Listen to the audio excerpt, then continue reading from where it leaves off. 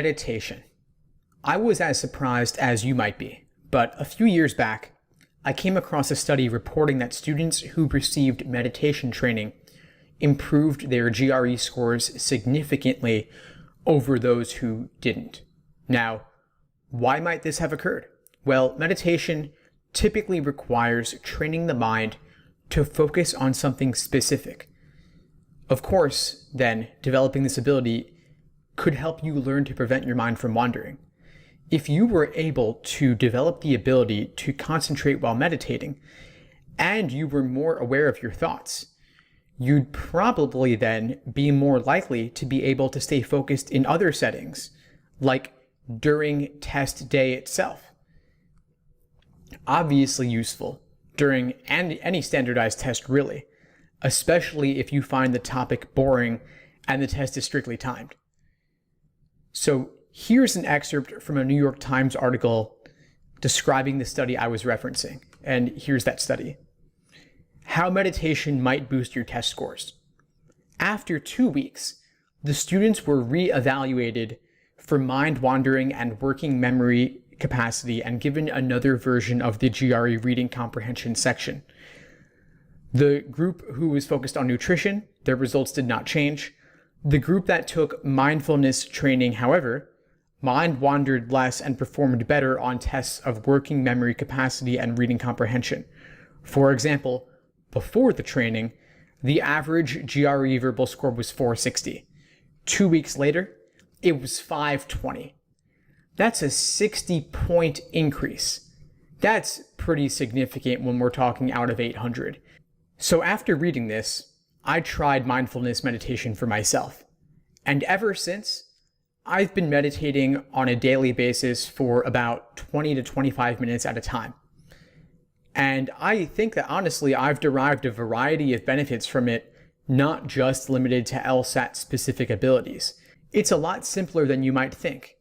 Basically, I sit in a dark, quiet room, close my eyes, and focus on my breathing for a while. During this time, I try to be more aware of what I'm thinking and feeling than I am under ordinary circumstances. And of course, when I'm pressed for time, I might do only 5 to 10 minutes instead of longer. And I believe that even this alone is sufficient to provide benefits. If you're interested in trying this out for yourself, the best resource I've come across on the topic is a book that's available online for free called Mindfulness in Plain English. Now, don't be put off by references to Buddhism in the introduction if that's not your thing. Once the book actually gets into the substance, the text is remarkably secular. And if you don't want to read an entire book, I have some links for you as well that just focus on the benefits associated with meditation and the basic 101 on how to do it. So here are a few different kinds of meditation aside from what I mentioned previously, which is mindfulness alone. There's breathing meditation where you focus on your breath, simply your inhales and exhales, and just focus on noticing those. There's the body scan technique where you start from the top of your head and scan your body all the way down, relaxing your muscles completely on the way. And there are MP3s and videos out there for any of these, honestly. There's loving kindness meditation where you wish well for others. Jack Kornfield has some meditations out there in this style. And there's also mantra meditation where you just focus on mentally repeating one statement or syllable over and over and over. So lots of different styles out there, lots of things you can try out. I would try multiple, don't necessarily try only one. And there are also many apps out there for meditation if you're more technologically inclined and want something that breaks it down more simply. Headspace and Calm are two of the most popular, but there are many others out there that are good as well. You can also search YouTube. A lot of great meditations on YouTube. You can look for guided meditations. You can look for self-hypnosis. You can search loving kindness or any of those other techniques I laid out.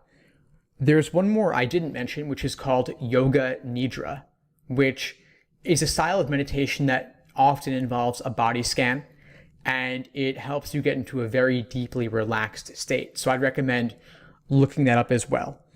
All of these are just tools and techniques you can use to quiet your mind and improve your focusing ability. It's made a big difference for me. I still continue it to this day, and it's made a big difference for my students as well. So you really have nothing to lose just by starting off, even just 3 minutes the first time, and try it out, take it from there. Give it a shot, and let me know how it goes for you. Thanks for tuning into the show. Please subscribe if you haven't done so already to be notified of new episodes as I release them, and feel free to reach out if you need anything at all as you move forward with your prep. I'm happy to help however I can. In the meantime, I'll wish you all the best and take care.